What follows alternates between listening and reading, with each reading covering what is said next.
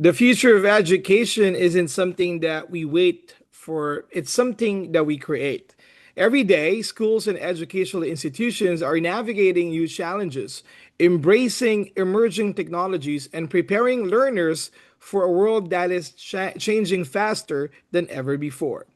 At the heart of that transformation are leaders who are willing to innovate, adapt, and inspire. This evening, we'll explore one of the most important conversations shaping education today: leading AI and digital transformation in schools.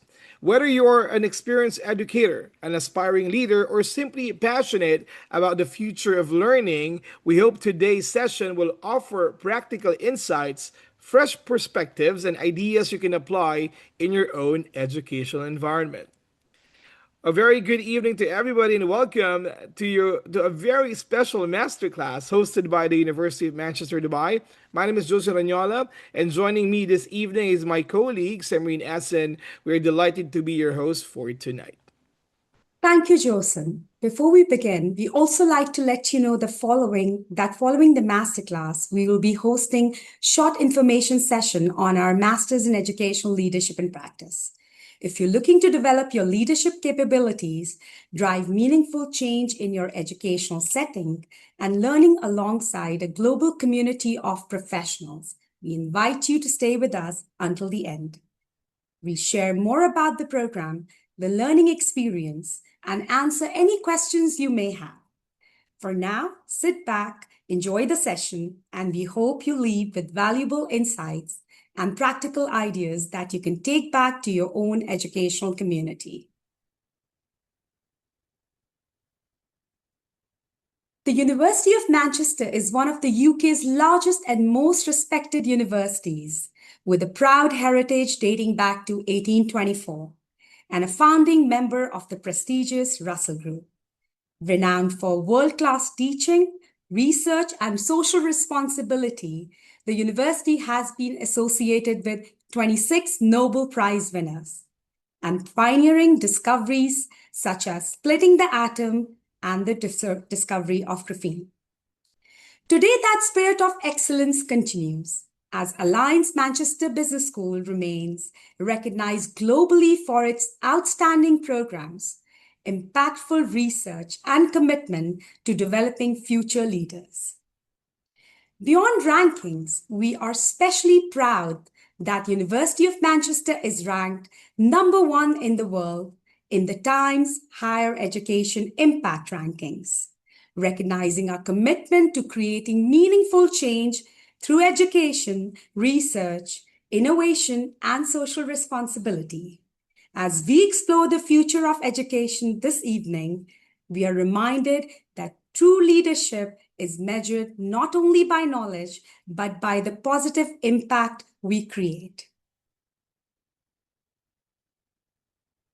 Since establishing the University of Manchester, Dubai in 2006, the University of Manchester has been empowering professionals across the region with a world-class education. As we celebrate 20 years of excellence, stronger together, we are proud of the diverse community we have built and the global network that connects our students and alumni. Through our internationally recognized Masters, MBA, and executive education programs, we continue to develop leaders who make a meaningful impact. Most recently, our institutional licensure and program accreditation in the UAE further reaffirm our commitment to delivering the highest standards of academic excellence. Thank you, Samreen. What truly sets this program apart is its recognition. The MA Education Leadership and Practice, or ELIP, has become a multi-awarded program driven by its innovative transnational delivery, high levels of student satisfaction, and a strong focus on real-world application. But beyond the awards, this program is really about people, educators, and professionals who are balancing careers, responsibilities, and a desire to create meaningful impact in their institutions. At the University of Manchester, ELIP is designed with that reality in mind. Over 24 months, in a flexible part time format, you'll engage with a blend of video lectures, podcasts, and interactive learning, while dedicating around 20 hours per week to your development. Along the way, you'll have the opportunity to join face to face workshops and, more importantly, connect with a diverse global network of peers who bring different perspectives, challenges, and ideas into the learning experience. Because ultimately, this program is not just about gaining qualification, it's about transforming how you lead, how you think, and how you make an impact in the world of education. This is a 2 year part time master's in education leadership and practice delivered in Dubai.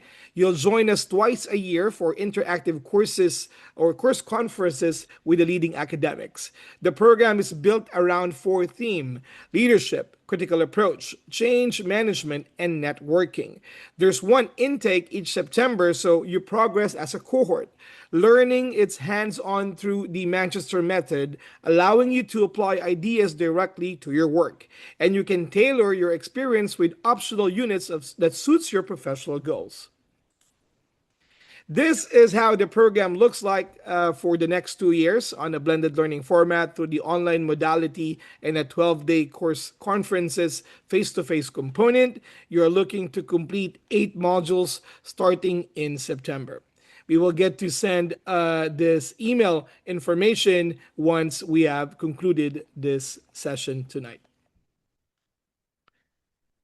To join the program, you'll typically need a good honors degree, normally a 2.1 or international equivalent.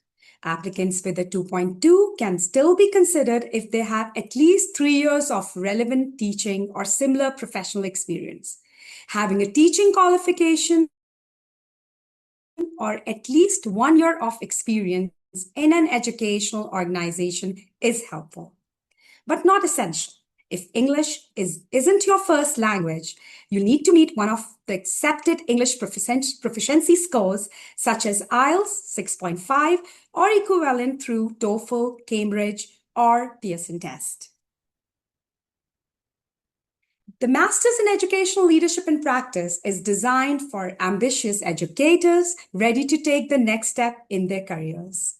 It prepares you for leadership roles across the schools, education organizations, and policy settings, while developing the critical thinking, research, and leadership skills needed to drive meaningful change. Along the way, you'll also build a global network of educators and leaders from around the world. As a part of a commitment to developing future education leaders, we are pleased to offer the Future Education Leaders Bursary, providing up to 25% off tuition fee, which will be 14,017 sterling pounds for the Masters in Educational Leadership and Practice. If you're looking to advance your leadership journey, simply scan the QR code to learn more and apply.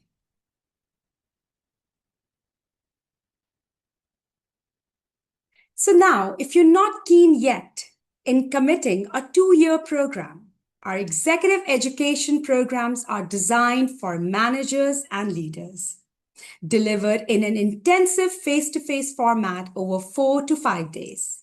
Each course can be taken individually or combined to achieve a Manchester Professional Diploma in Leadership. Participants also receive digital recognition for each course completed, making it a flexible and impactful way to develop professionally. And that's up to 5,500 sterling pounds every course you take. Please see our next set of courses and avail 15% discount. I'll give you a few seconds to scan.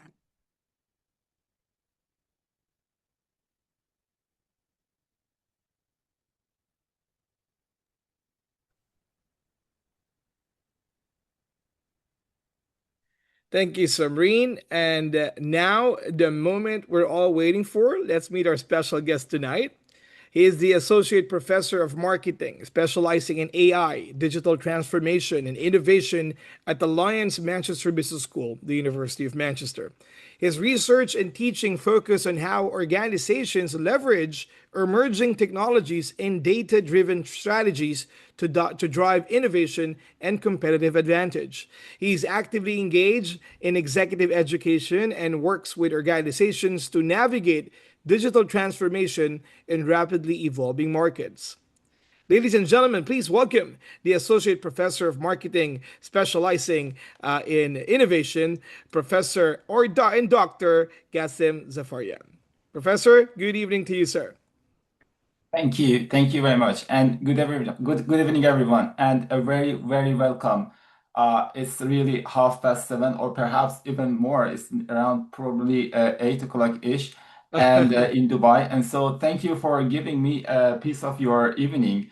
And I know how rare those are in this profession, just at the time we all fighting for it. So it's a real pleasure to be with you all tonight. My name is Ghasem Zaefarian, and I am Associate Professor of Marketing. And tonight, I want to talk about AI in a very practical way. I'm not going to give you a long list of tools that you can try tomorrow morning. Instead, we are going from awareness to impact. We are going to look at what AI is already changing in the schools, where it can create real educational value, and where it can create new risks, and what a sensible leadership response would look like to all of these changes. So I also want you to keep one question in mind throughout the entire session, and that question is, which single AI use case could create the clearest educational impact in your school, let's say next term or next year, and what measure would prove that it works, right? So please keep that question in the back of your mind. Your answer may change during the session, but that's totally fine. Perhaps this is also part of the reason you are here. And by the end of the session, I want you to hopefully leave with one use case, one clear measure, and one realistic first step that you can basically share with your board members. All right? Okay, so let's begin. So I want you to start with something a little uncomfortable. Every technology that ever entered schools, whether it was a textbook, whether it was a whiteboard, the laptop, whatever it was, it came in through the front door, right? Leadership decided, teachers were trained about it, and then at the end, it reached to the student's desk, right? But AI is completely different. It didn't enter education through a carefully managed top-down plan. Students started using it first, then teachers followed, hopefully, and mostly because they were curious, or because they were trying to cope with the workload, and institutions and policies came much, much later. And that order is critically important because it really means that many schools are now trying to govern something that is already happening inside the school, and that's a really big difference. So the figures on this slide give us a very clear sense of this pace. Gallup and the Walton Family Foundation found that 6 in 10 US teachers had used AI for their work during the previous school year. Here in UAE, AI has been introduced as a subject across public schools from kindergarten all the way through to a grade 12. And you are indeed among the very first school systems in the world to do it. Pretty amazing, isn't it? And at the same time, KHDA quality assurance visits are returning with every short notice. So, innovation and accountability are literally arriving together. This creates a very difficult leadership challenge. 10 years ago, a school could decide whether to adopt a new digital platform. But today, teachers and students may already be using AI before the school has even discussed it, right? So that's really the big challenge here.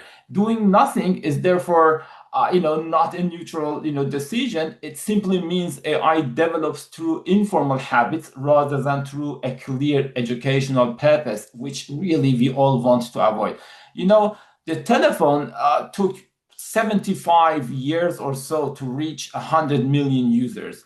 The internet took 7 years, but astonishingly, ChatGPT, it literally took them just 2 months or so, and that's pretty unbelievable. But what is more important is that today almost 800 million people are using ChatGPT literally every single week. And the problem is that institutions are built for the top of this chart, whereas our students basically live at the bottom of it. And this is really the main point. The question is not whether AI enters your school, because, like it or not, it is already there. And the question is whether leadership catches up to a technology that arrives in a student's pocket over a weekend, long before any policy written on paper. Can we go to the next slide, please? Right. So here, what I want to, what I'm going to cover tonight. We will move through 5 short acts. That's I put them. The first one will look at the shift itself, what AI in a schools actually mean, why is it different from earlier technology cycles, and why personalization is such an important part of the story. And then we will briefly look at the Dubai and UAE context. And I really I want to sorry, I think you're still on the slide, or it's not really transiting in my screen. Can we go to the next slide, please? Yeah, perfect. Now it's working. Okay. So the first act, as I said, is about the shift itself and what AI in the schools what actually really means, and why is it different from earlier technology. Then we want to briefly look at the Dubai and UAE context. It's important because the policy environment, the investment, the curriculum direction, and the expectations around the schools are moving much faster here in UAE than anywhere else in the world. And third, I want to go in depth to map where AI can create real value. We will look at teaching, learning, school operations, and leadership decision-making processes. And I also want to look at the full journey that families experience from the first, inquiries to the point where students feel that they belong to that school. And fourth, I will, turn to implementation. This is where many AI initiatives succeed or fail. So we will be looking at some common failure patterns, a simple 5-part leadership framework, and the different messages that staff, students, and parents can all get. And finally, I will turn all of that into a school year plan with practical measures and a clear first step. Okay, so let's start with Act 1. Yeah, thank you. So here in Act 1, when people hear the word artificial intelligence in a school, they usually think of a chatbot. That kind of makes sense because tools like ChatGPT are most visible part of the change. But a chatbot is only a part of the picture. There are really 4 technologies here, and they do very they do very different jobs. And I think it's kind of useful to think of AI in the schools as 4 interconnected technologies. The first one is generative AI, and these are the tools that create or adapt content. They can draft lesson plans, produce examples, create quizzes, simplify a text, translate, I don't know, a parent letter maybe, or simply help a leader prepare the 5 version of a report, right? But the second is adaptive learning. These systems change the level, sequence, or pace of a task in response to the learner, individual learner. A student who is struggling, maybe they can receive extra explanation, extra support, extra practice, and a student who has already fully grasped the idea can move way faster without waiting for the rest of the class to catch up, right? And the third one is predictive analytics. This is much less visible, but potentially very important. It looks for patterns in existing school data. It might help identify a student whose attendance, engagement, or attainments are starting to shift or in a wrong direction before the problem becomes so obvious. And I really highlight that one as a very important one because recently, with my own kids at the school, my school, very late noticed this shift in pattern. And had they been implementing AI and have a closer monitoring, perhaps they would have been more effective in, identifying those patterns early enough before, it gets too late. And so the fourth is agentic AI. These systems do not simply provide an answer, they carry out a sequence of steps. For instance, an admission inquiry that comes in at midnight gets answered and triaged and booked into a school tour by morning. The leadership point is simple. If we plan only for chatbots, we are planning for just 1/4 of the change. The real question is how these different capabilities affect the way the school teaches, support family, manage work, and make decisions. You name it, basically the entire experience, the full journey that we want to capture, map, and more efficiently redesign it. Can we move on to the next slide, please? Yeah, perfect. So now let's zoom right out because this is really so the wait. I think that the yeah. So here I couldn't really read the slides. It's very yeah. Can we go to the previous slide? I think we yeah. Okay, and then the next slide. Thank you. So if I want to zoom out, Is that because readable, sir, or you are not able to read still? yeah, I now I can see that sometimes this just disappears, the slide just goes off, and sometimes now it came back again. Yeah. So because this picture, basically this is the picture that your board already sees. AI is arriving at the exact moment the education operating model is under pressure. There are three numbers on this slide that I want to really highlight here. Education is heading towards 10 trillion US dollar a year by 2030. A sector this large does not redesign itself twice. That's a really big lesson. This is a really, really important issue here.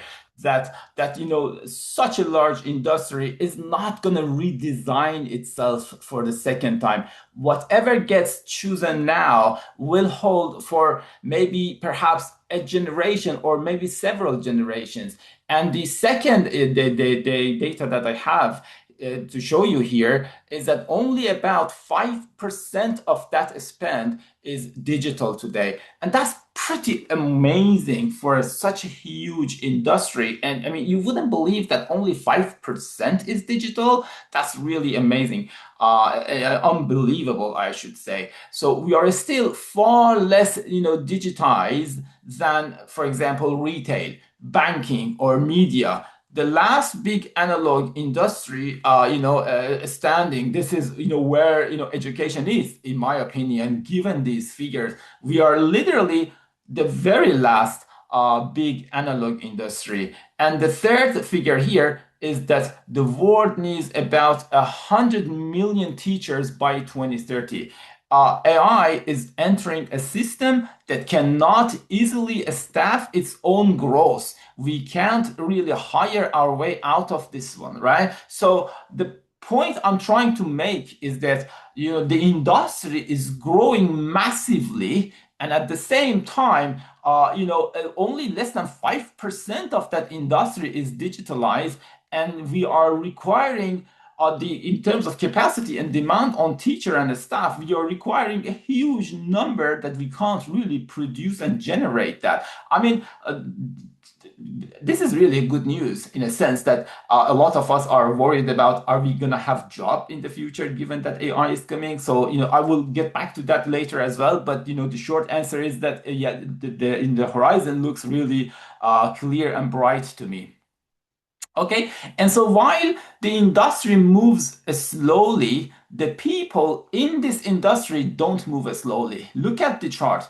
Welcome to the shadow AI era. Shadow AI, in my opinion, it means that the use of AI that is already happening, but it's not fully visible to the leadership. A teacher may use a free tool to simplify a reading passage. A student may use ChatGPT to generate a text. A member of the admission team may use AI to draft an email. And like I said, a student may use it to complete homework. None of these actions may appear in the official plan, but together they create the real AI culture of the school. So we just don't have a clear policy for it. We don't document it. We don't have a clear instruction for it. But this is already happening underneath of the surface of any school. And that's why I call it shadow AI. Last year, 6% of teachers used AI for their work. About a third use it every week. But only a third have had any training from their school. And that's what I mean by there is no official policies in place. And fewer than 1 in 5 work in a school with a written AI policy. So AI is already inside the building. It's just, unguided, uneven, and perhaps invisible to leadership. It's just uncontrolled at the moment. So the danger is not that every informal use is harmful. That's not what I'm trying to say. But many uses are sensible and helpful. The real challenge or danger is the unevenness. One teacher may use AI carefully and check every output. Another teacher may just put some sensitive information into an open tool, and one student may use it for feedback. Another student may use it to avoid thinking. So without guidance, good and poor practice grow side by side, and you can't really tell which one is which. Now, the good news is that in the schools that do have a policy, teachers save 26% more time with AI. That tells us that policy is not only about restriction. A good policy gives the staff confidence. It tells them which tools are approved, what data they may use, and when human checking is needed, and where they can experiment safely. So the point is that we really need to establish that guideline and policy in our school, and have a very formalized way of introducing that into different life of the school experience. Can we go to the next slide, please? All right, so now let me tell you a story that for me, I think is the intellectual heart of the whole session tonight. In 1984, an education researcher by the name of Benjamin Bloom described what became known as the 2 sigma problem. He compared children taught the normal way in a class of, let's say, 30 or 25, with children taught one-to-one by a tutor, a single tutor.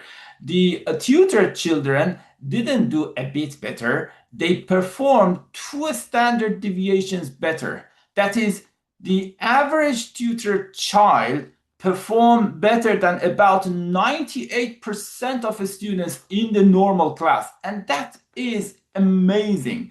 That finding was both super exciting, but at the same time, extremely frustrating. It basically showed what was capable and possible when a learner received individual one-to-one attention immediate feedback and the chance to correct mistakes before moving on. But it's, unaffordable. That's the problem. No education system on this planet Earth could afford to give every child in that country a permanent personal tutor. For nearly 40 years, we knew what worked, but we couldn't pay for it and provide it at a big and large scale. And so that is why I said it was frustrating at the same time. That constraint is now collapsing altogether thanks to AI. So, look at the three eras. The marketing field where I am, coming from, has lived exactly this journey. The mass era, one message for everyone. Remember, some 20, 30 years ago, the advertisement on TV channels, and it was broadcasted to literally everyone in the hope that you spray and, pray that some will catch it. But that basically, we call it the mass era. So, in a school term, it's just like, one lesson and one pace, one worksheet for literally everyone. The segmented era is the right message for the right group sets and, streams. So that's much better, but no child is an average. That's the problem. And then the segment of one is really the most important one. And this is what we are experiencing in marketing. If you go through your Instagram feeds, they are unique to you. And even if you look at your partner's Instagram, the feed that goes into her Instagram account is completely different. So this is really what we refer to as segment of one in marketing. And this person, this moment, that's really the important thing. Netflix knows exactly your next film. Spotify knows your next song. And now, adaptive pathways and instant feedback, basically tuned to each child in real time is what we mean by segment of one in education. So education is making literally the same three-step journey. AI can give a learner an explanation at the exact moment of confusion. It can offer another example, ask a guiding question, adjust the difficulty, or provide extra practice and support. It can do this, after school, at home, or while the teacher, is helping someone else, right? So we need to be careful, but that's the important thing. We need to be careful. AI doesn't automatically create the gold curve that is shown on this slide, the two sigma thing. This is not going to automatically happen by AI. A poorly designed chatbot can give an answer way too quickly, confuse the learner, or make the student, depending too much on the tool. The technology makes, individual support affordable, but it does not make it, educationally sound by itself. So the point is very simple. AI doesn't guarantee Bloom's curve. It makes, attempting it affordable. You can try it now. So we are at the era that we can really we can afford basically delivering that one-to-one teaching. But this is where leadership and I think teaching design, become more critical and important. The system must be, connected to the curriculum. It must guide rather than simply answer. And teachers must, decide when it is appropriate, how it is used, and what evidence of learning still matters, right? So the prize is not simply efficiency. The prize is the possibility of individual support in every seat, not only for families who can afford private tutoring. The prize is the two sigma child in every seat in every school, but it all depends on how we are going to manage it and leverage this potential. All right, can we move to the next slide, please? Yeah. So Now I want to basically talk a little bit about the UAE, the Dubai momentum, and I try to basically capture a decade of what I call intent, right? So let's focus on the UAE momentum. The timeline that I provided on this slide extends for nearly a decade, and it shows a sequence of decisions that brought UAE to the place where it is now. I mean, everyone looks at where UAE is now, but they barely look in the back and see what they have gone through. The simple fact is that UAE has not approached AI as a short-term technology trend. So in 2017, the UAE appointed the world's first Minister of State for AI, not just a task force, a minister. That is amazing. In 2019, the Mohammed bin Zayed University of AI was established, which was the world's first graduate university dedicated entirely to AI, long before millions and even billions of people even hearing the phrase AI for the first time, right? That's pretty astonishing. In 2024, the E33 education strategy arrives, and Dubai's Universal AI Plan gave the education system a clear direction. In 25, AI became mandatory from kindergarten all the way to grade 12, and Stargate UAE is announced with ChatGPT access going nationwide the same year. I mean, that is unbelievable. And then look at this year, 2026, two things at once.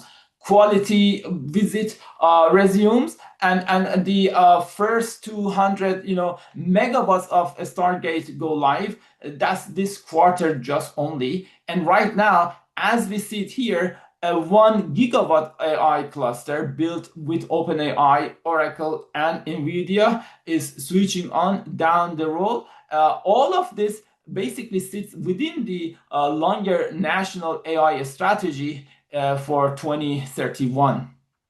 That is pretty amazing when you really think about how the whole nation, transformed and went through. So you see, the important point is not that any single date in this spectrum that I provided here. It's the whole sequence. Think about it: policy, education, talent, infrastructure, accountability. They thought about all of it together and collectively and holistically. Many countries are still debating whether AI belongs in education. The UAE is already dealing with the harder question: how should it be taught?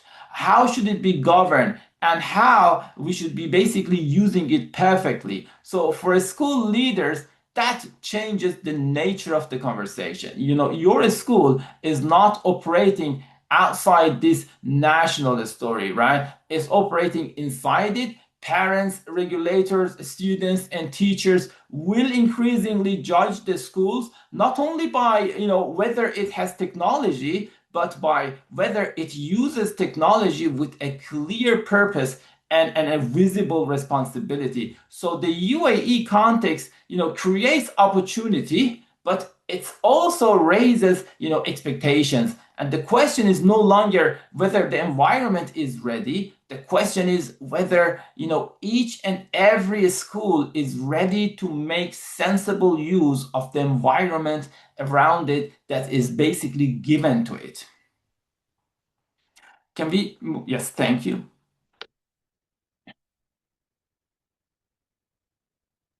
So, what does it all mean for your school practically? Dubai has already lowered many of the external barriers that normally slow down the change. There is a clear policy direction. AI has become part of the school curriculum. Free training opportunities such as the Dubai AI Academy run with Oxford's Said Business School and the 1 million prompter program. These are world-class AI capabilities at zero cost to your staff that you can literally take advantage of as we speak.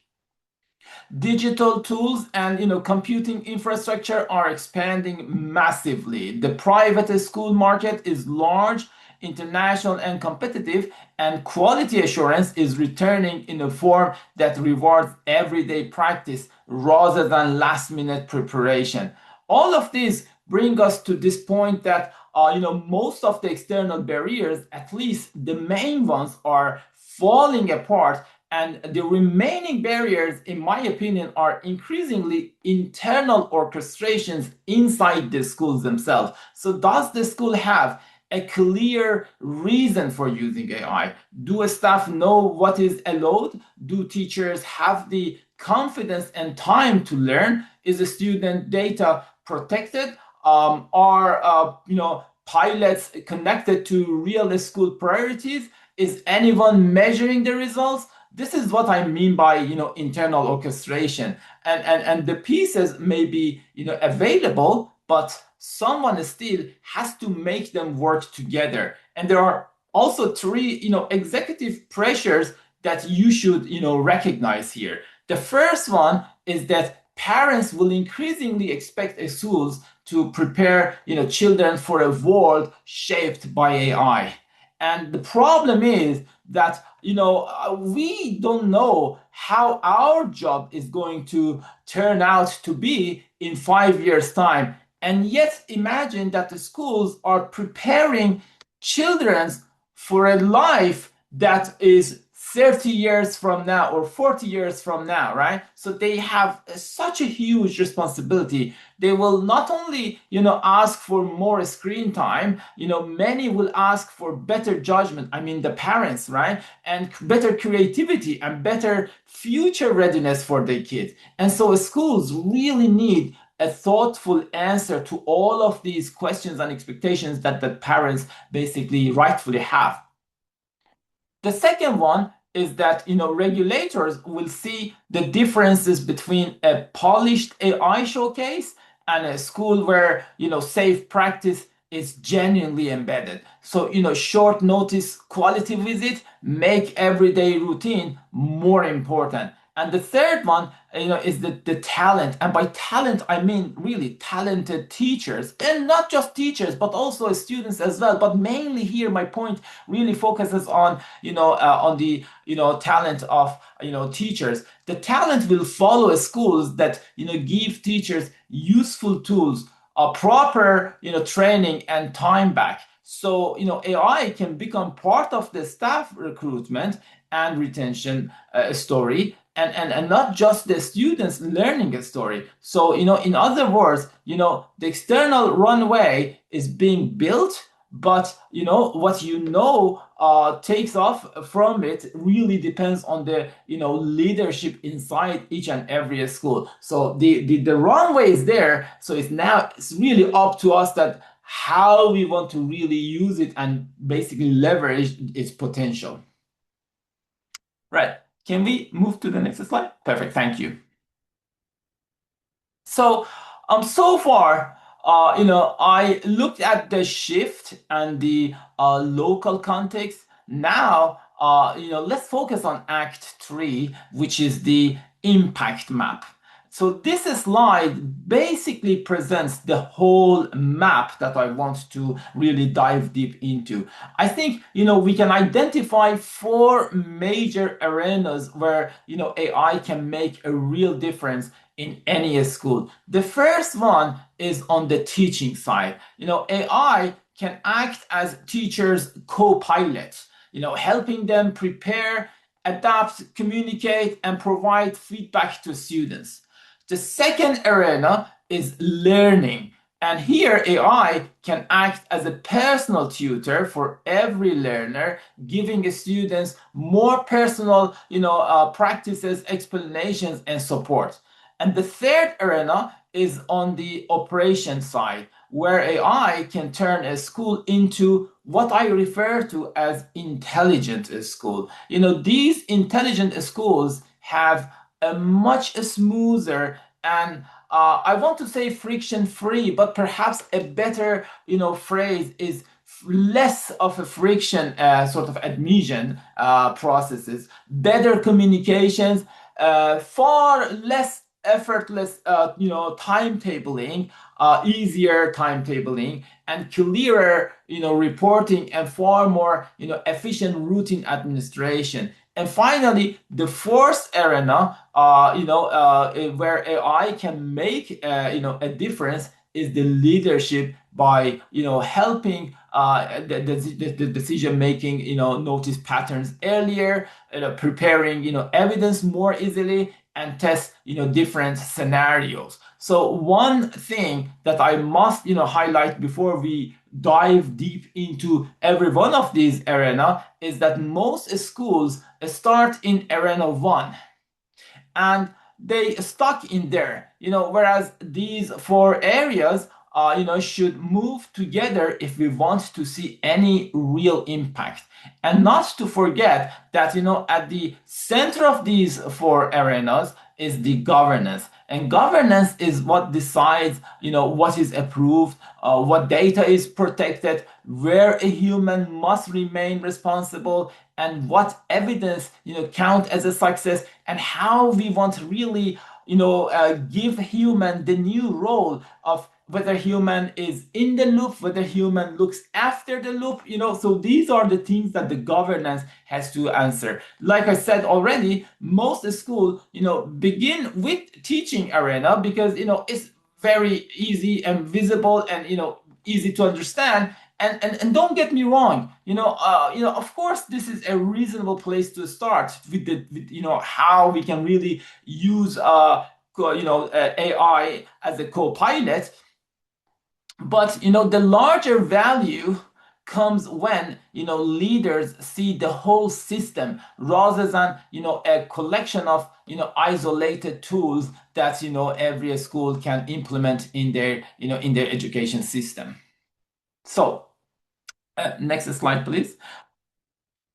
Okay, now I want you, let's just begin with the arena 1, the education, the educator's co-pilot, and I want to begin with teaching because this is where many staff first experience the true value of AI, which is returning time and cognitive space for better teaching. The clearest benefit of AI is not that it can produce a lesson plan or a set of slides for your class. You see, a generic lesson plan is not particularly valuable. The real benefit is that it can remove the blank page and give the teacher a useful first draft to work with and improve. So the point is that the hardest step is that when you start with the blank page and you're scratching your head that what you need to include, how you want to plan the whole thing. But having a first draft to work with, it's really a game changer. It saves a lot of your time, gives you some ideas that you can begin with and start working, right? So a teacher, for instance, can ask for a quiz, a model answer, a set of discussion questions, a reading passage at several levels of difficulty, or a parent message written in plain language that can be easily understood by the parents. And that teacher still decides whether the material is accurate, suitable for the children, and whether it's worth using it. But AI basically speed up creating that first draft, and the teacher's professional judgment is what improves the final version. Now, differentiation is another important use.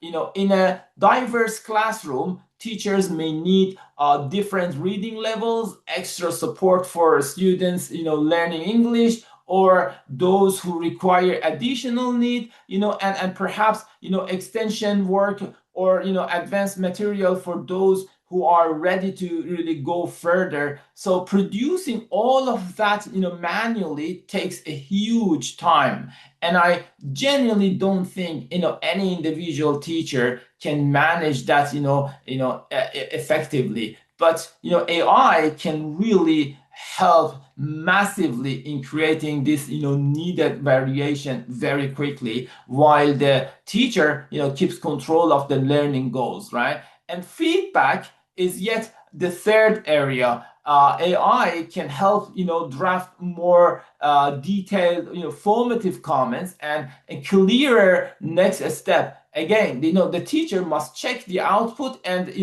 add knowledge of the individual students, but it can make, rich feedback more realistic within a busy timetable. Let me share with you my own personal experience. For just one of my modules, I teach to some 250 postgraduate students, and the assessment of which is done through a 4,000 words individual essay that the students have to submit.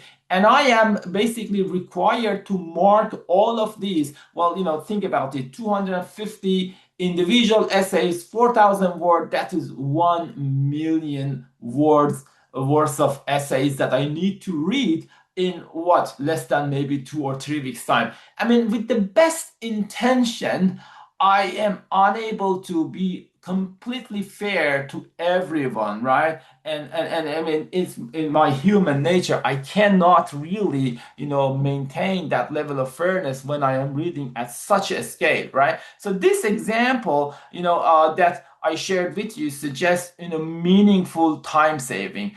Just think about it. Gallup and Walton report suggests that regular users can save up to several weeks across a year. What is, even more important is that many of teachers who used, AI also said that, the adapted materials were much better, not just faster. But there is a leadership decision hidden inside every claim about this saved time. Yes, I can save time, and it's massively helpful for me if I am allowed to use AI in marking of the essays. But where that time, where does that saved time go? That is the critical question that a leadership should have an answer for it. It shouldn't be left down to me and how I am going to use that time. If it simply creates a higher workload elsewhere, the school has gained very little. The time should be deliberately reinvested in activities that only people can do well, which is, coaching, explanation, pastoral care, feedback conversations, parent contact, and perhaps, professional learning. So this is, if you use that time on that respect, on that regard, then this is well worth, and you gain a lot of value from it, school-wise. Otherwise, it is a wasted opportunity. Right, can we move to the next slide, please? Thank you. So, Arena 2 is about learning. We know that, AI can act like a tutor. I guess the more important question is, what makes that tutoring educationally useful? Here I want to briefly go through some real cases. Han Migo from the Han Academy is a very helpful example because it was designed around, Socratic, questioning, which is an open-ended dialogue technique that, encourages and stimulates critical thinking. Instead of, immediately giving the answer, it tries to guide the learner through the problem. That design, really matters. A tool that removes the struggle completely most likely will completely eliminate the learning as well. How many times it happened to you that, when your child asks a question, say, for example, daddy or mommy, what is the meaning of this word? When I'm reading this book, I don't know the meaning of it. Can you tell me? I mean, if your response was just immediately give the answer, you eliminate that struggling part of learning, just pushing them to try to find that meaning by themselves. But if your response was similar to what I do, and that is like, okay, sweetie, you can check it on your dictionary. Here is my iPad. Google for it and find the answer yourself. What really you are doing here, basically you're making that a struggle. You adding or injecting a little bit of a struggle in that learning process that will basically solidifies that learning in the learner. And so that's really important. The program in Edo State Nigeria is yet another example. This is a teacher guided a GPT-4 tutoring program, and let me give you the number behind that card. In a World Bank randomized trial, 6 weeks of it produced roughly 2 years worth of learning progress, and girls gained the most. I mean, this is spectacular. 6 weeks of that produced the results that otherwise would have taken 2 years in a normal school. That is pretty amazing, right? Estonia's AI Leap offers yet a different lesson.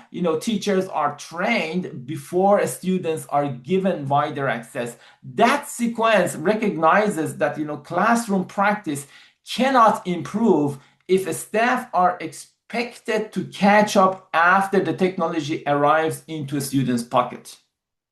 So it basically means that you have to basically put your staff at forefront very long before students are permitted to carry that technology in their pocket. And the Harvard tutor study also points in the same direction. So across all of these examples, 4 conditions keep appearing, and I want to highlight them. The first one is a structure. Don't let a student wander through a generic chatbot. They need a defined task and a clear boundary. And the second one is the curriculum fit. The support must match what the school is basically teaching and assessing. The third one is teacher framing. The teacher should decide the purpose and interpret what the evidence really means.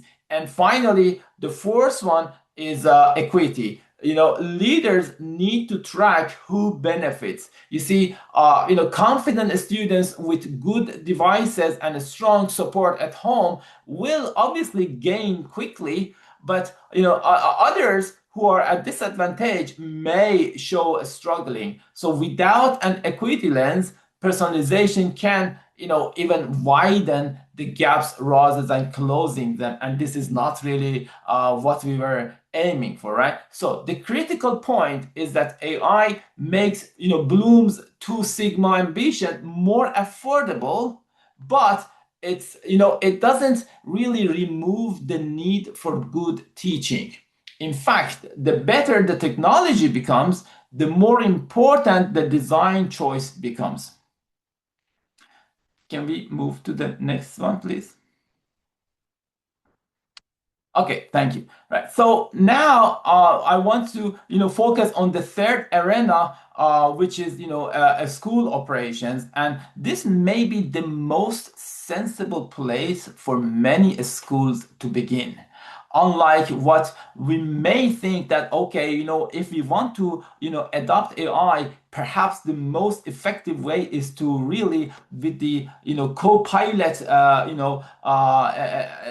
the co-pilot capability of AI and enabling teacher in providing differentiated teaching. I believe that this arena is the most sensible one for many schools to begin. Operational pilots usually have a fast and visible payoff, and at the same time they carry less risk than AI-enabled learning or assessment pilot. Think about admissions and inquiries. A well-designed assistant can answer routine questions at any time in many different languages and only pass complicated questions or cases to a person in the admission team. Think about parent communication. AI can help turn a long internal update into a clear message translated and adapted for different groups. A member of a staff still can check the tone and maybe the facts, but the process becomes much quicker, right? And timetabling, God knows, all of us been there, right? This is another perfect example. It's a really complex problem with many constraints. And in my university, the person in charge of timetabling, after like a year or two, they just leave that job because of all the pressure that is involved in really managing that effectively. Just now think about AI and how AI can help produce options and identify clashes, leaving people to make the final judgment. It's really save it's I think it's a lifesaver really. So the same applies to first draft of policies, board papers and procurement documents, fee review and fee scenario, and how they're going to have impact on a school's, financial health, budget pressure, etc., etc. You name it, all of that, right? So the executive value of transforming into an intelligent school is that it builds confidence. Staff learn how to choose a tool, protect data, check output, and measure time that is being saved without experimenting directly on children's learning. That's really important, because that is a really high risk, high stake. But here is not having a direct impact on children's learning. So now that this is probably the best place to start, I want you to ask yourself, what is the most time-consuming administrative process in your school? Whatever it is your potential pilot opportunity. Let me help you here. I think a good first pilot usually begins with a repeated problem that everyone already recognizes. So, you need to look at your school and see what is the number one repeated problem that everyone is basically talking about it. Everyone can recognize it. And that is your number one pilot opportunity that you need to pick and work on. Next, please. All right. So now I want to zoom out from individual tasks and look at the experience of the school as a whole.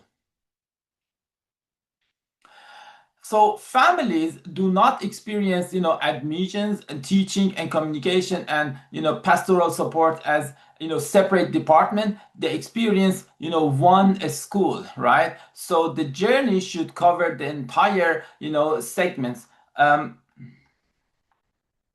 Can we go to the next slide, please? Sorry, I cannot see the slides again. It's not appearing in my. Can you go back, please?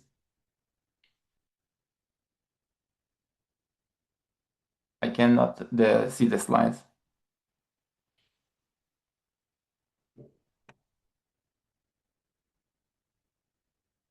Yeah. Wait. Yeah.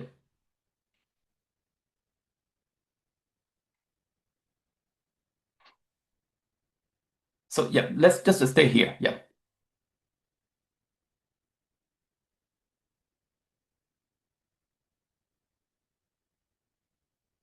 So this is what I wanted to really discuss. So, apology for this, glitch that is keep happening on my experience. Sometimes, the slides just completely disappear off. But now again, I am back. So here I wanted to, zoom out from individual tasks and look at the experience of the school, as a whole. Families do not experience admission, teaching, communication, and pastoral support as a separate department. They experience, one school. So the journey should, cover the entire of these 6 stages that I listed here at once. So what you need to remember is that value is created across the journey, not at one particular touch point. Many schools automate maybe one, or if they're lucky, few steps and call it transformation. But you should really look across the entire journey. As I said, you need to map the entire student experience at the school and ask where the experience breaks down, and you need to touch on those aspects and try to fix them. Right. Next slide, please. Okay, thank you. Now, right. So the elephant in the room. If every child has a tutor in their pocket, then what is a grade actually worth? and I'm really referring to academic integrity here. This is the issue that worries many teachers and school leaders most, the academic integrity, and perhaps some of the parents too. So AI can now produce essays, we know that, explanations, code, presentations, and exam style answers. And the problem is that detection tools may help in some cases, but they are not really accurate enough to carry the whole responsibility for integrity. They can really miss AI generated work, and they can also wrongly flag genuine student writing. Let me share with you my own experience from the university here. I am also, in my job, I am the head of the graduate school. And so part of the process is that, when PhD students apply for a PhD position, they need to submit what we call research proposal. And we obviously have a software called Turnitin to check for academic integrity and plagiarism, and that is literally text matching software. But now we added an option that we tried to experiment it actually, an option that tried to detect whether this proposal is written by AI. And it occurred to us that most of the time, almost 99% of the time, what basically this software reports, it says 100% AI written. But you cannot really, with level of certainty and confidence, claim that this is AI written. What if it is basically just a mistake by this software? And so we are really talking about someone's future. So we decided to altogether just drop that integrity part, whether this is written by AI or not, simply because we couldn't really confidently enough talk about it, and decide about it. Yeah. So if a school, responds only by trying to catch misuse, as we tried, it will remain one step behind the technology. And you can never confidently do that. So the stronger response, in my opinion, is to redesign assessment so that learning is visible. And the first move is to assess the process, not only the final product. You want to ask students to show, for example, different drafts, key decisions, prompts, sources that they use, and reflections. So the past becomes part of the evidence, right? So that's one strategy that you can have. The second move is to bring back the student's voice, and that is extremely crucially important. A 5-minute conversation can reveal understanding, very quickly. Ask the student to explain a decision, defend a claim, or apply the idea to a new example. So the third move is, authentic performance. Use local data, practical, projects, exhibitions, live presentations, and real audience. So these tasks require judgment and ownership, not just, fluent and beautifully written text, right? And so this way, we can try to basically avoid this integrity problem. And the fourth move, I think, is the transparency use of AI. Instead of pretending the tool does not exist, ask students to use it, cite it, and then criticize it. I remember, once one of the program directors in our university was, raising the concern about this. And I said, look, when Microsoft Word came, when Microsoft presentation, PowerPoint came, we used them because they were practical tools that really made the entire experience more efficient, right? And so it really empowered us in better conveying our points and message. What's the point of, having that tools, for example, ChatGPT or other, AI, and not really using it, or limiting our students not to use it? Like it or not, future is basically coexisting with this technology, so we better let them to use it, and not really be afraid of that. But but we can really ask them to really criticize how they use this. What did the AI, for example, got wrong? What did the students change? what judgment did the student add. So this is a much better strategy, right? So to me, this approach does not make integrity easier. It makes integrity more meaningful. So I think your task is to move the school from catching misuse to really designing assessment that reveals learning under AI condition. And that's really important. So I want to repeat it that again. So I think, our really aim should be to move the school from catching misuse to really designing assessment that reveals learning under AI condition, and that requires agreement across departments, clear guidance for students and parents, and support for teachers as they redesign the task. Next, please. Yeah, thank you. So this brings me to the fear behind so many staff room conversations at every university, a school, pretty much everywhere, really. Will AI replace my job, right? Well, let me just be very brave and direct and say, I don't think so.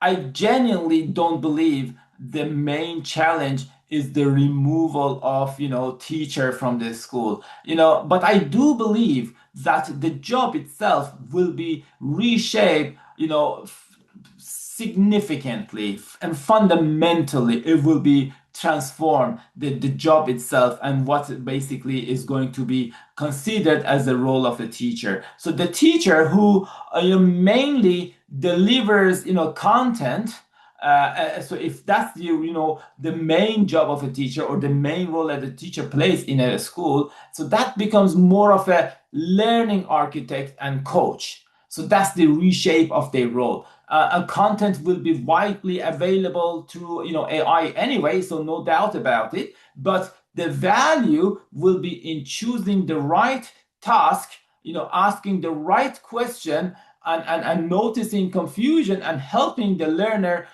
keep going. So that's, in my opinion, this is how it's going to change.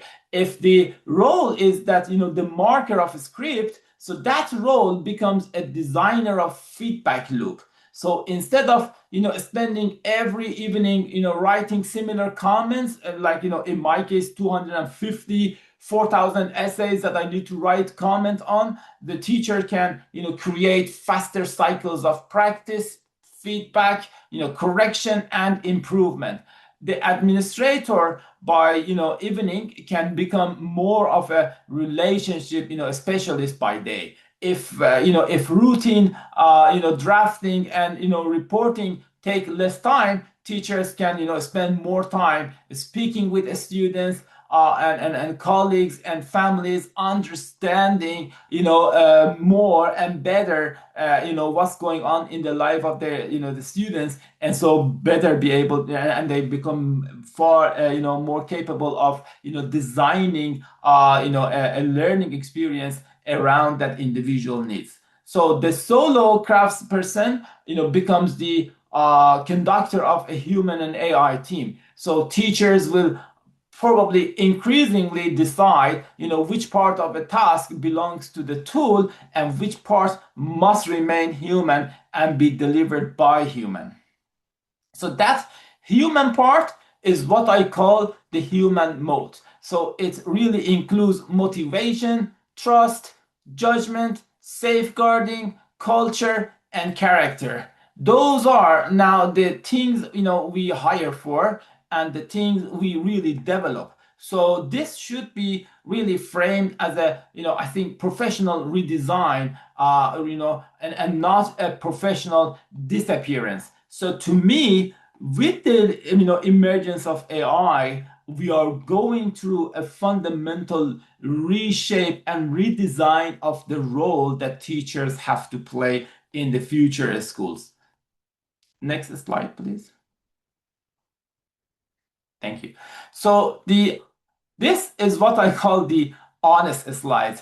And this is really, I want to, at this point, I want to, it's really important to, separate, strong evidence from, early promises. So the strong evidence is currently around, a structured teacher frame, tutoring, teacher time saving, improve preparation, translation, and support for different reading levels and learning needs.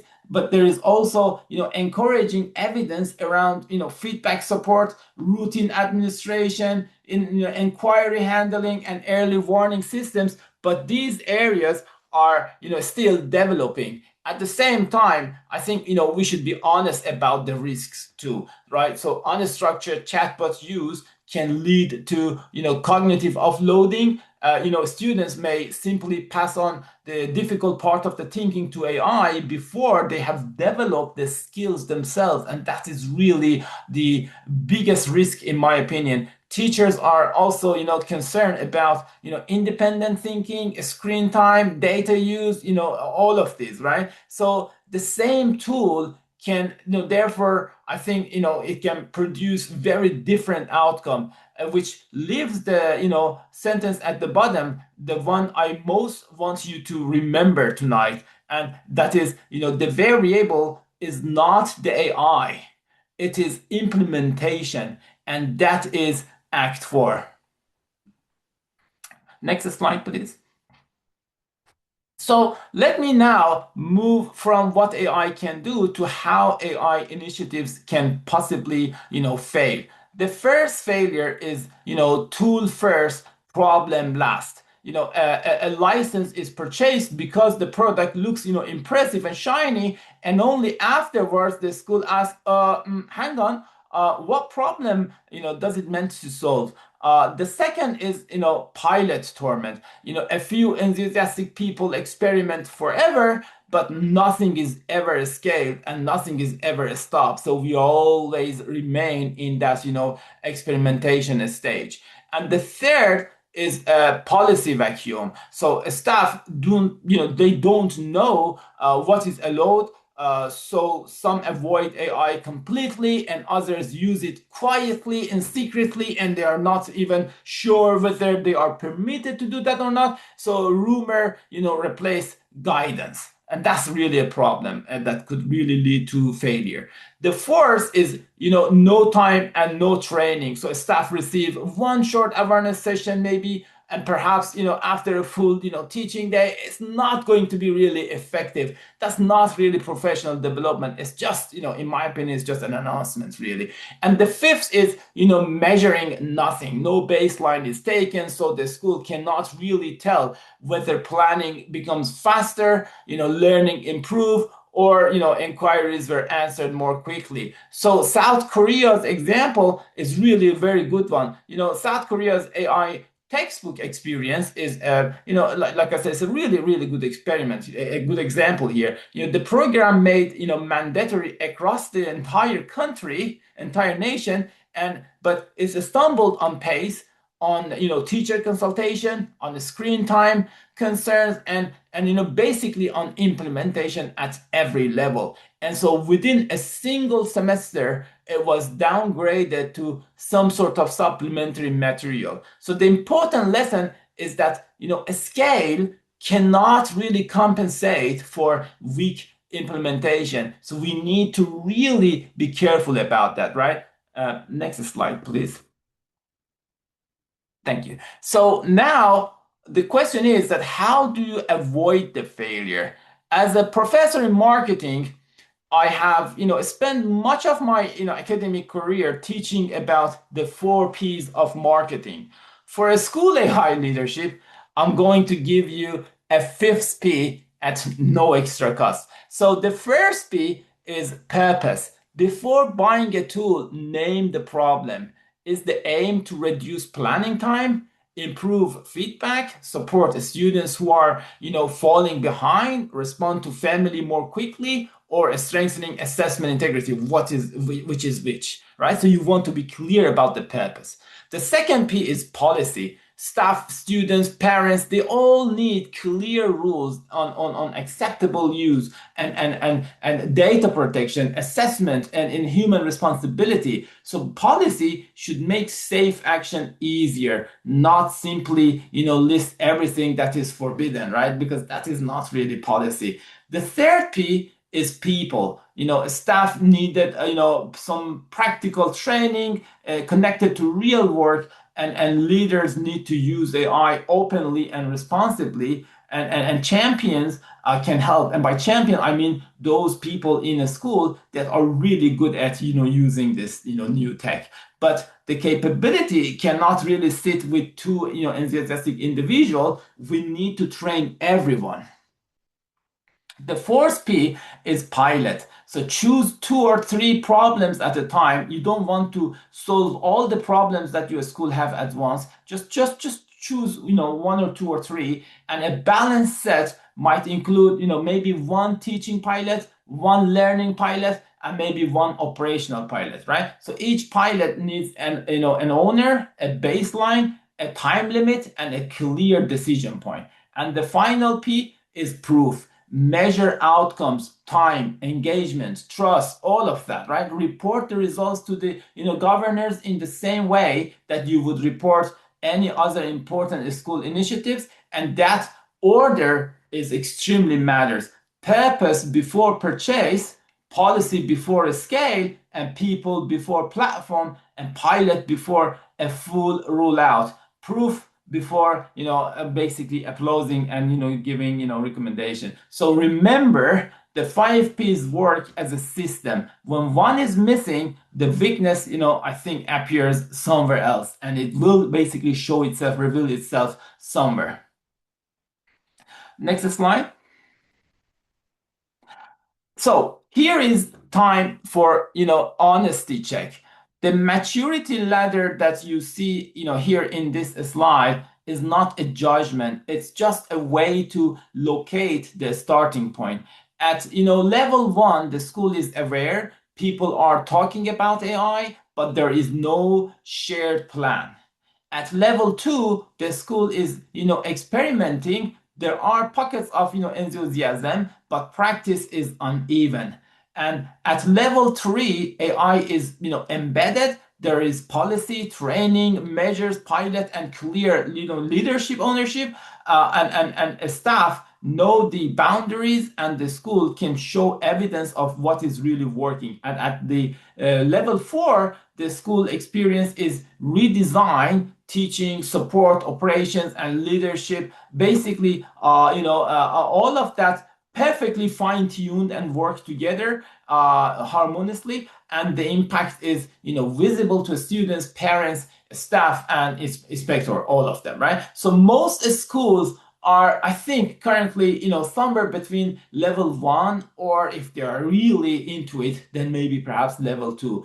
And that is not failure. It's simply the reality of a fast moving field. So the important leadership variable is not the starting level, it's the speed and quality of learning, right? So a school can spend 2 years talking and remain at level 1, but another school can move from awareness to embedded practice within a school year by choosing a small number of priorities, setting clear rules, and meaningful, measuring, meaningfully and carefully. So I think you need to really ask yourself very honestly, where is your school today? And what evidence would you show that it moved 1 level higher by this, time next year? Or, hold that thought, because this is, what I'm going to be covering and answering in the next slide.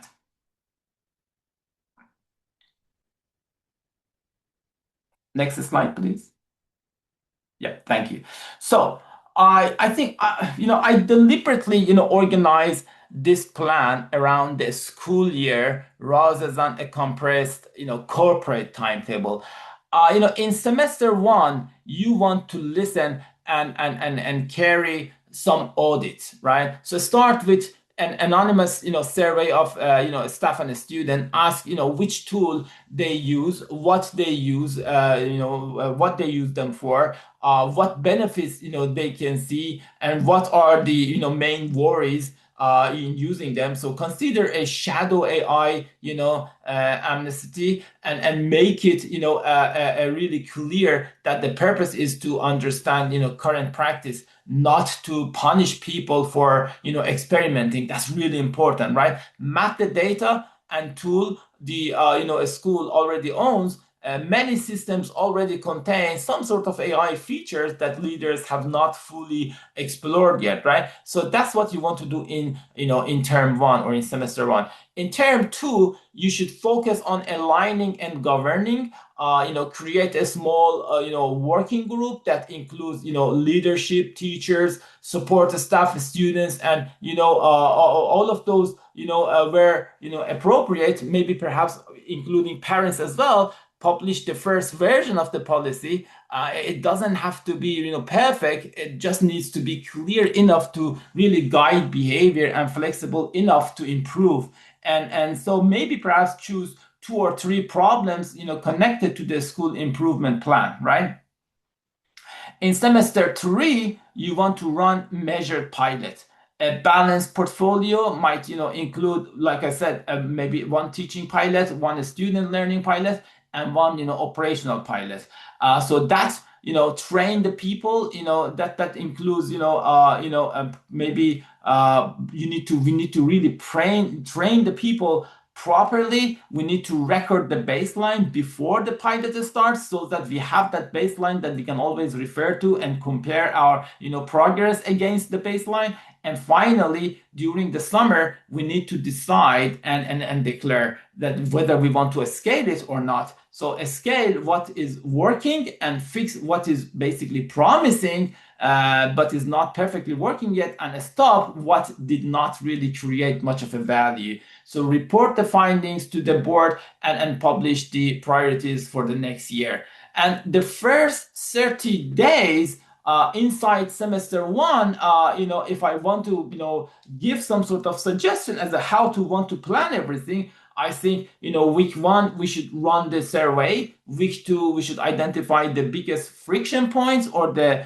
failing points. And week 3, we need to appoint an AI lead and a draft, maybe a 1-page, position statement. And week 4, we want to run, 1 practical staff session, using an approved tool on a real task. And remember, by the end of the year, the aim is not to have finished AI. The aim is to really have built maybe a repeatable way of, making good decisions about it.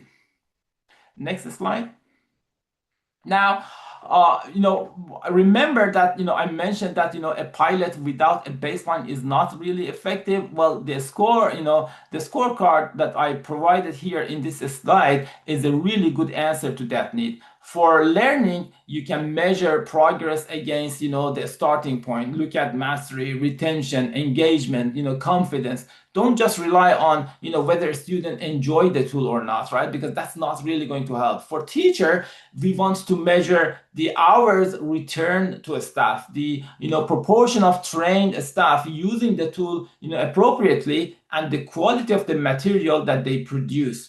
For operations, we can measure, response time, administrative costs, error rates, and the, reach of, communication across home languages, right?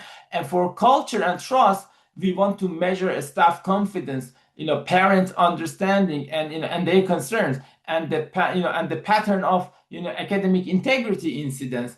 Trust is not, a soft extra. It's really the school's license to operate. So this is really, really important. So the measures should really be simple enough to collect and important enough to guide, your decision. So you don't need, a large, research project for every pilot. Maybe a small set of baseline measures, weekly observations, and feedback would be enough. And the key is to agree on the evidence before the pilot starts. Otherwise, people will choose the evidence that really support the conclusion that they already have made in their mind.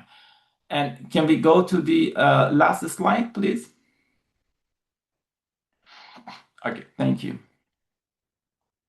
So now let me finish by saying that the most important AI decision in Dubai's education story is not going to be made in a data center. That's really important. It will be made in a school like yours through ordinary decisions about teaching, assessment, staff development, data, communication, and trust.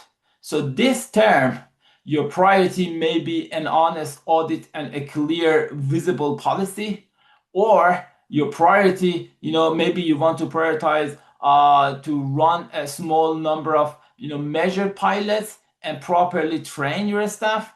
But the priority maybe to run, like I said, to run a number of, measured pilots, but by 2028 your aim should be the impact that you can show to to parents, to governors, and to inspectors. So by 2028, if you are not there, you're really behind the game. So not a list of tools, this is not really what you want to go for. Not a polished demonstration, that is not going to really help you. But really, you need evidence of better learning, better support, better use of staff time, and stronger trust, right? So I know, I now, want you to, go back to the question that I, asked you from the beginning. So which single AI use case could create the clearest, educational impact in your school next term? And what one measure would prove, that it's working? So perhaps, I don't know, perhaps, your use case is reducing lesson planning time, and your measure is hours returned per teacher. Or maybe, your use case is faster admission response, and this is measured in minutes. Or it is, a guided, tutoring pilot measured through progress and retention. Or, your answers, perhaps will differ school by school, and that is perfectly fine, and that's exactly the point, really. So technology without purpose is just a noise. The schools that will thrive are not necessarily those with the most technology. They will be the schools with the clearest purpose, strongest culture of evidence, and the deepest trust with their community. Shukran, thank you very much, and I am now very happy to take your questions. Thank you, Dr. Gasson. That's in a really an incredible session. We appreciate that.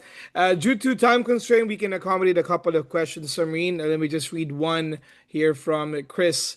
Um, he's asking, could you elaborate on the future looking bright in terms of teacher jobs and employment? If it could be very possible for a human learning facilitator is required to oversee one-to-one AI-driven devices for bespoke personalized learning in the classroom, including robotics, adaptive engines. Thank you. Very informative and thought-provoking presentation. Yeah, right. So, yeah, like I said, I genuinely believe that the future is not about replacing these roles, it's about fundamentally reshaping the roles and the responsibilities that comes with it. And with the sector that is growing so massively, and with being so much under pressure of that improving the efficiency, the demand that is needed from on the side of teachers, and also the fact that less than 5% is digitalized already, to me is a really bright future for the industry. Lots of opportunities. The only thing is that if you want to wait for schools to really provide you with all the skills that you need, you may struggle. So perhaps it's best interest of every one of us to take the initiative and familiarize ourselves with the new world that is coming. All right, thank you, Professor. One more from Sohaib. As we give AI more autonomy, how do you recommend leaders shift their internal governance? Specifically, how do we decide which decisions we are willing to permanently delegate to the machine and which must remain exclusively for human? Right, right. That's a really, really interesting question. So I think, it's really the point is that, a lot of times, the AI autonomy is really increasing. That's number one fact. We cannot really hide it. We cannot really ignore it. But, the role of leaders, I think, also shifts from, making every decision to, designing the decision system. That's how I should put it, really. I think leaders need to decide, what AI can decide, what humans must always decide, and what, decisions are required, a collaboration between the two. So, in other words, you want to decide where you want to go for co-pilot and where you want to go for autopilot. All right. Again, a very big thanks, Professor Dr. Ghasem Zaefarian. It was really a fantastic session. But don't you worry for the others who have sent out their questions. We would love to answer that back later on. Of course, Medline said if this will be an email sent to them, if we had this session, this will be a recorded session that will be played in YouTube later on. A lot of people are saying thank you, sir, for that. I think we can do wonders if we learn to train AI effectively with the right data, of course. Thank you, Bernali. And for more of these, Professor, let me just do some sort of another set of sessions happening. One moment. This coming months our as we continue our masterclass series. Samreen, if you don't mind, please. First of all, I want to thank you, Dr. Ghasem, for sharing such valuable insight with us today. It was a very informative session. Thank you so much. My And absolute pleasure. And thank you to everyone who joined us this evening. We hope you found today's masterclass both insightful and inspiring.